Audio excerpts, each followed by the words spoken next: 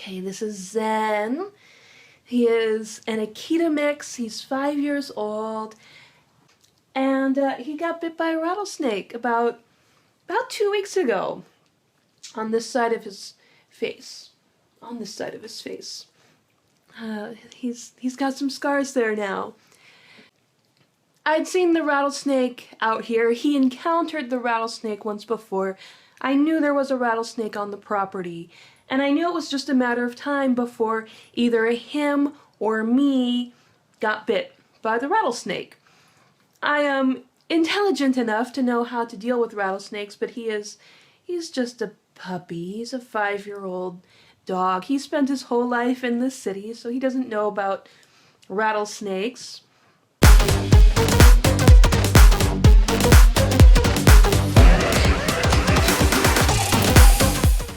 As you know, we're really remote, and it's an hour drive to the emergency vet. This happened on a weekend. It happened on a Sunday. The thing about rattlesnakes is that usually the first time that they bite you, they don't release venom. And so you're only getting just a tiny amount of venom that might be in their fangs. If they bite you again, if they strike you a second time, that's when they're going to pump a lot of venom in you. Or if they think their life is in danger or something like that, they'll put a lot of venom in you. And so most of the time, the first bite is a warning bite and you can get away with an annoying amount of swelling, but it's survivable. And so that's what happened to Zen. In the first 15 or 20 minutes after the snake bite, you'll start swelling. And if it swells up a lot, like the size of a basketball, that means you probably got a lot of venom and you're in trouble.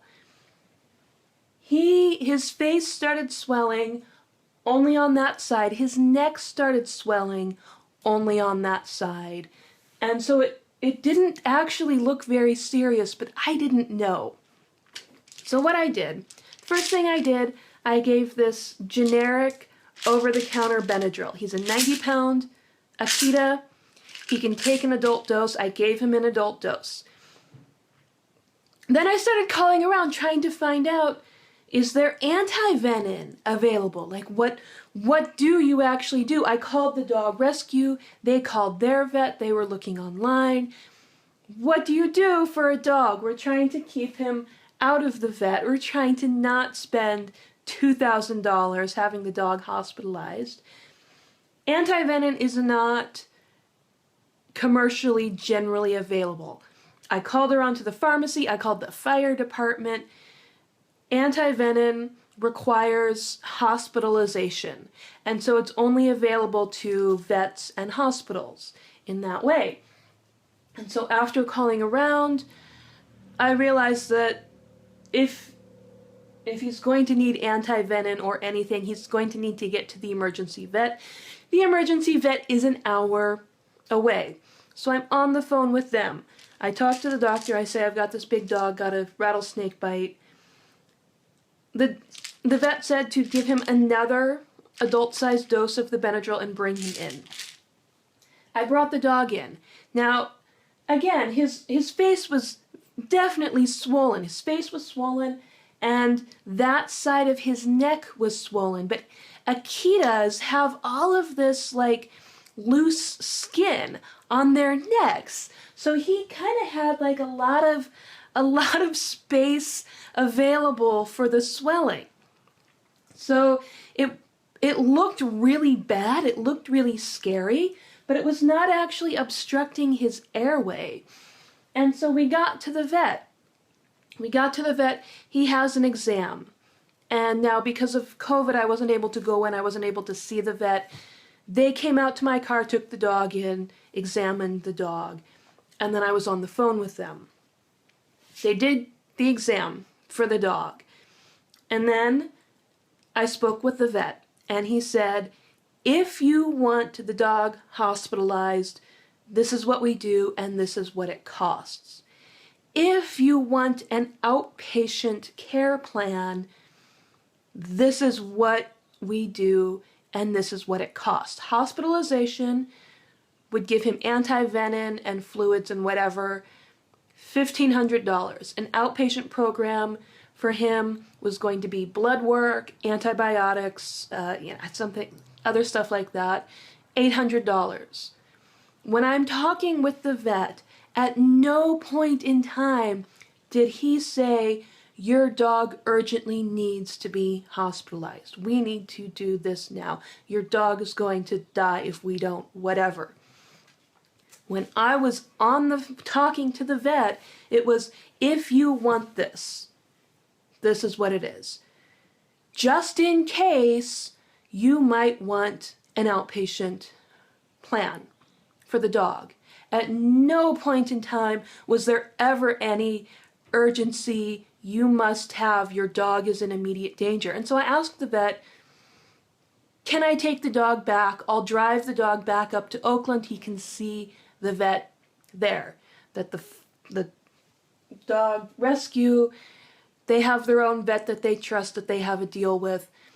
It's a 3-hour drive, Can the dog make a 3-hour drive and see the vet in Oakland later? And he's like, yes, but the dog needs to see a vet. Like, fine. That means the dog doesn't need anything. The dog did not need anything. If the vet tells you, if the phrasing of what the vet tells you is, if you want this, or just in case you don't want your buddy to die, you should do this, none of that is going to be medically necessary. None of it. Now, veterinarians do not work like doctors and hospitals for people. If you're a doctor, if you're a hospital, and you're working on humans, there's a lot more responsibility and ethical considerations, and also you're dealing with insurance companies as well, who are also making medical decisions for you. With a veterinarian, it's just between you and the veterinarian. You are making the decision, and people get so emotionally attached to their animals, of course, that they're willing to throw really outrageous amounts of money at the vet to do unnecessary medical treatments. We did not do that. He went in, he got an exam by the vet, I paid $110, and we came back home. And that was it. The whole time that his face and neck was swelling, he was still eating and he was still taking water. So I knew for a fact that his throat was not being obstructed. Even after giving him 2 adult doses of Benadryl, he was not drowsy at all. He was fine. He was confused and he was, obviously in pain and uncomfortable, but he was fine. What we ended up doing in talking with the dog rescue, they go to a natural vet. We ended up doing herbal and homeopathic treatments for the dog. I also happened to have a prednisone steroid prescription at the time, so I gave him one of my prednisone pills, and that really helped with the swelling, I think. And he's fine. He is so totally fine. He's got a big weird scar on his face. Hopefully he's learned his lesson, but I only spent $110 at the vet, plus like $50 for, all these like herbal and homeopathic things that we gave to him. And he's fine.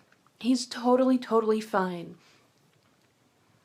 And so if you or your dog gets bit by a rattlesnake, now if you have a smaller dog, you might have a very different experience because clearly he got enough venom to cause some swelling, some pain, but he's a 90-pound Akita. If you have a much smaller dog, that amount of venom might still cause a lot of damage. They might need the anti-venom. They might need to be hospitalized. It's something you need to decide for yourself and for your dog. But listen very, very carefully when you go to the vet for a rattlesnake bite or for anything. They are more than happy to sell you unnecessary medical treatments and tests just in case. And if it is just in case, or if they're offering it to you as an option, and there's absolutely no sense of urgency, your dog's gonna die if they don't get whatever, really think about it.